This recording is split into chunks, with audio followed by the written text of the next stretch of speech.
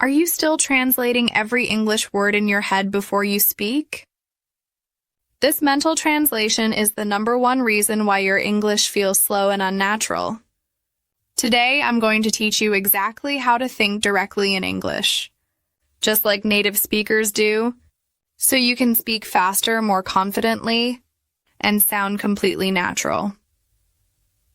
Hello, and welcome back to Learn English 2 podcast, where we help you master English fast with practical, life-changing techniques.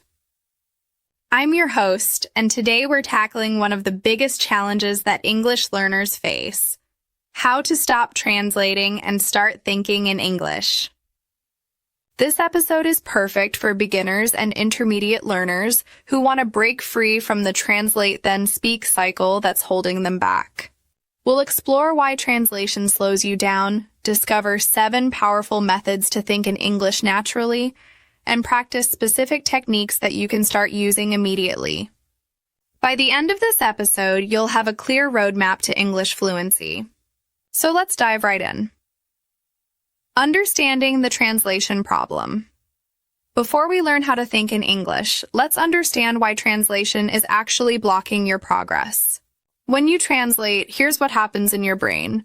First, you hear or want to say something in English. Then your brain automatically converts it to your native language to understand it. Next, you process the meaning in your native language. Then you translate your thoughts back into English. Finally, you speak in English. This entire process takes several seconds and makes your English sound robotic and unnatural. Native speakers don't translate. When they hear the word apple, they don't think about the word for apple in another language.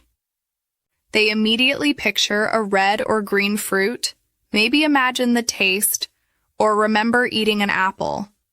Their brain connects directly to the meaning, the image, the feeling, without any translation step. This is exactly what we want to achieve. We want to connect English words directly to meanings, images, emotions, and experiences, bypassing your native language completely. This is called thinking in English, and it's the secret to natural, fluent communication. The good news is that thinking in English is a skill you can develop with the right practice. It's not magic, it's not talent, it's simply training your brain to create new pathways. Let me show you exactly how to do this. Method 1. Visual thinking technique. The first and most powerful method is visual thinking. Instead of translating words, connect them directly to mental pictures and images. Here's how to practice this technique. Start with simple, concrete nouns. When you hear or see the word cat, don't think of the word for cat in your language. Instead, immediately picture a cat in your mind. See its fur, its whiskers, maybe hear it purring. Create a vivid mental image. Practice this with everyday objects around you. Look at a chair and think chair while focusing on what you see. Touch the chair, sit on it, and keep thinking chair without translating. Look at a window and think window while observing the glass, the frame, and the light coming through. For actions, visualize yourself doing them. When you think walk, picture your legs moving, feel the sensation of walking. When you think eat, imagine putting food in your mouth, chewing, and tasting. Connect the English word directly to the physical experience. This visual method works because your brain naturally thinks in images and sensations, not in words from any language. By connecting English words to these universal mental images, you bypass translation completely. Practice this technique for 15 minutes every day. Choose 10 common objects in your room, and for each object, spend 1 minute looking at it while repeating the English word and creating detailed mental images. Don't allow your native language to enter your thoughts during this exercise. Method 2. Internal monologue practice. The second method involves changing your internal monologue from your native language to English. Your internal monologue is that constant voice in your head that narrates your thoughts throughout the day. Start by narrating simple present moment activities in English. When you wake up, think, I'm waking up now. I feel tired. I need to get out of bed. When you brush your teeth, think, I'm brushing my teeth. The toothpaste tastes minty. My teeth feel clean. Keep your internal English simple at first. Use the present tense, basic vocabulary, and short sentences. The goal is not to impress anyone with complex grammar, but to train your brain to operate in English mode. Narrate your feelings and sensations. I feel hungry. My stomach is making noise. I want to eat something delicious. I feel happy today. The weather is beautiful. I love this sunny morning. Describe what you see around you. I see a blue car outside. There are white clouds in the sky. A bird is flying past my window.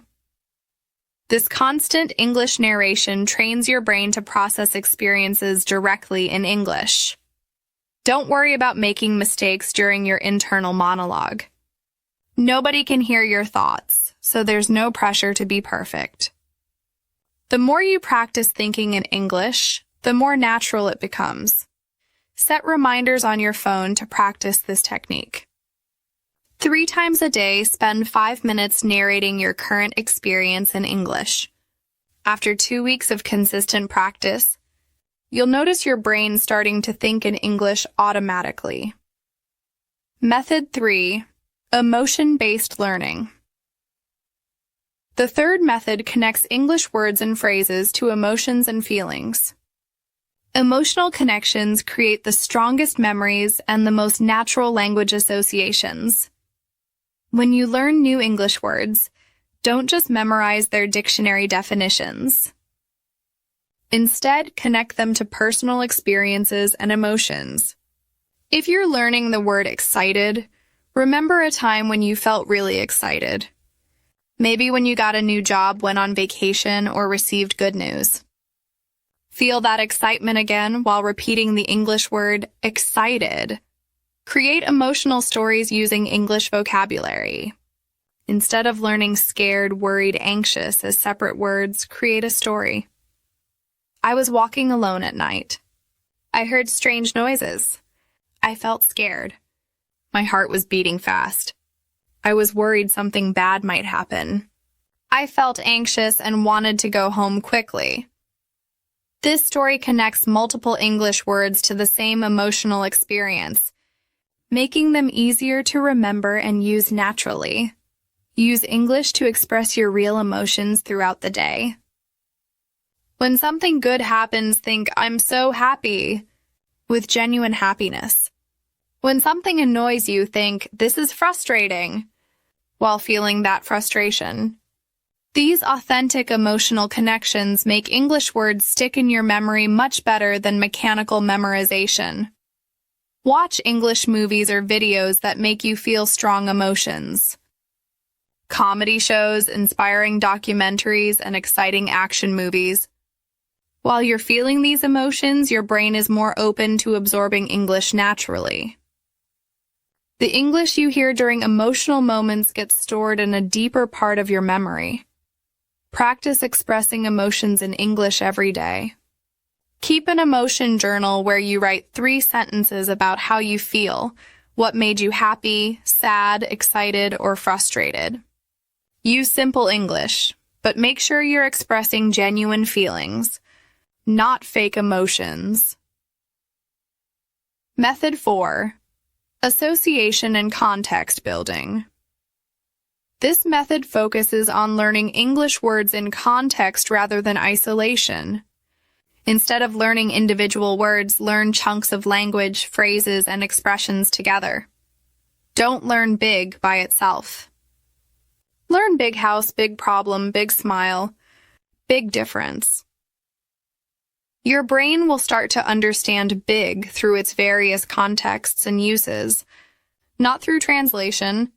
Create word families and associations. When you learn kitchen, also learn cook. Recipe, ingredients, delicious, hungry, meal, breakfast, dinner. Connect related English words together so they support each other in your memory. Use the substitution technique. Take a simple English sentence like, I want coffee. Then substitute different words. I want tea. I want food. I want to sleep. I need coffee. I love coffee. I hate coffee. This teaches you how English words work together naturally.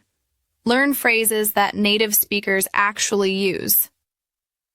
Instead of learning, I am very happy, learn, I'm over the moon, I'm thrilled, I'm on cloud nine.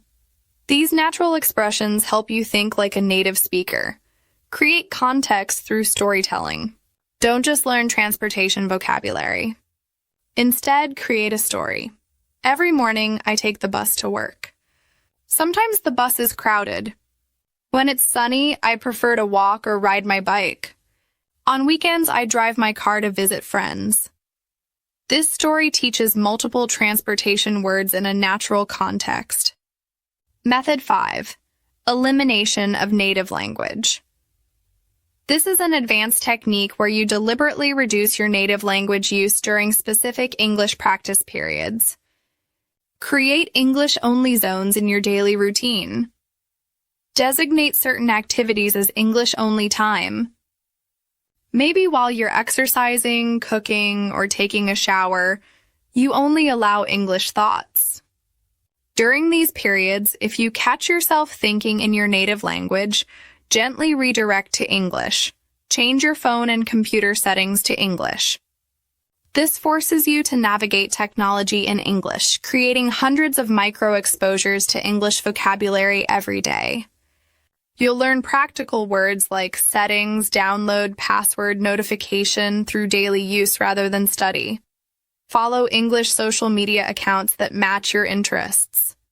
If you love cooking, follow English cooking channels.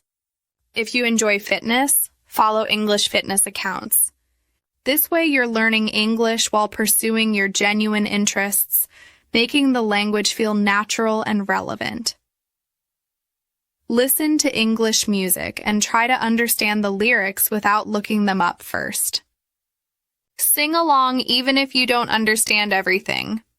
This trains your mouth muscles to produce English sounds and rhythms naturally.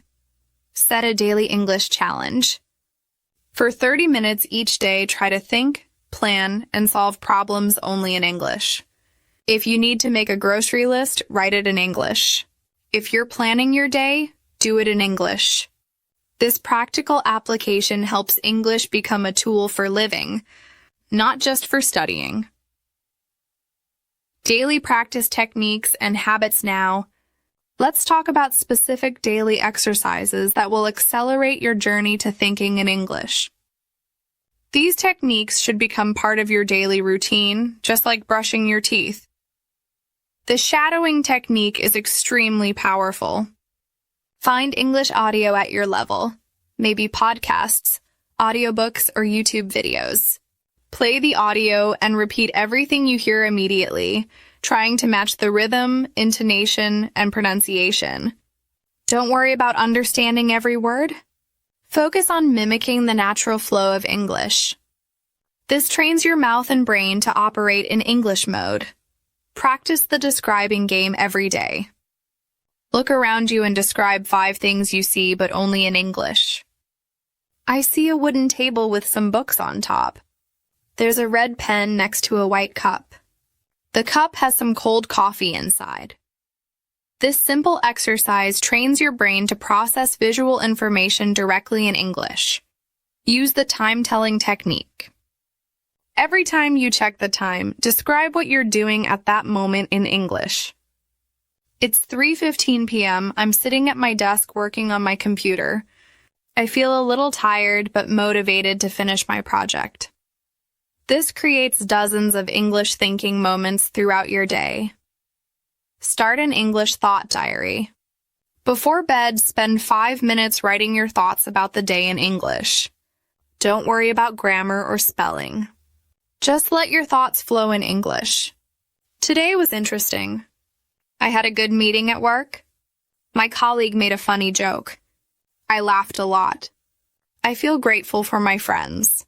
Practice the what-if game. Throughout the day, imagine scenarios in English. What if I could travel anywhere right now? I think I would go to Japan. I would eat sushi and visit beautiful temples.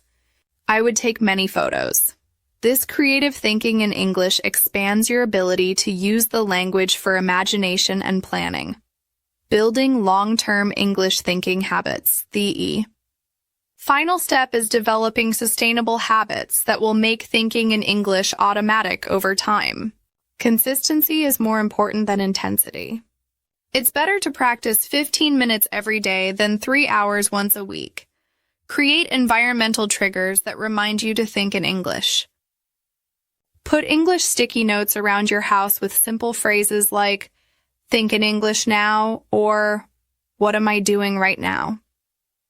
These visual cues will gradually train your brain to switch to English mode. Find an English thinking buddy, even if it's just an imaginary friend. Throughout the day, imagine explaining your experiences to this English-speaking friend. Oh, I should tell my friend about this funny thing that happened at the grocery store today.